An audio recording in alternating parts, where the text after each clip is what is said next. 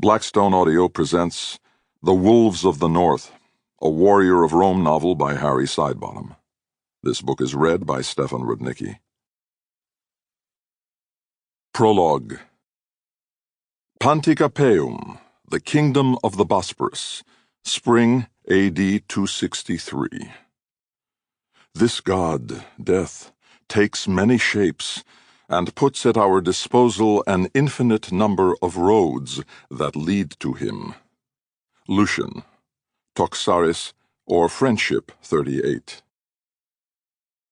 The killer stood in the empty courtyard, sniffing the air, listening. The smell of charcoal, the distant sounds of metal working. There was nothing untoward. The house, like all in the row, was long abandoned, yet it had been worth checking. Derelict buildings attracted drunks, vagrants, and... A grimace crossed the killer's face. Lovers, with no place else to go. The sun was shifting down towards the great west gate, towards the double walls and ditch which repeatedly had failed to protect the city of Pantikapaeum. In the opposite direction was the Acropolis. There the thin spring sunshine caught the pharos that no one dared light for fear of the ships it might draw, and the temple of Apollo Iatros, the home the archer god had proved unwilling to defend.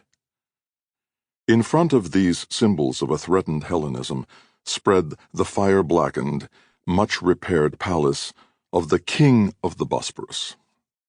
Rescuporis V, lover of Caesar, lover of Rome, styled himself Great King, King of Kings, and much else. The surrounding barbarian nomads knew him as the Beggar King. The killer felt nothing but pleasure in the evidence that evil men brought evil on their own heads. It would be easy now just to walk away, but night would soon fall.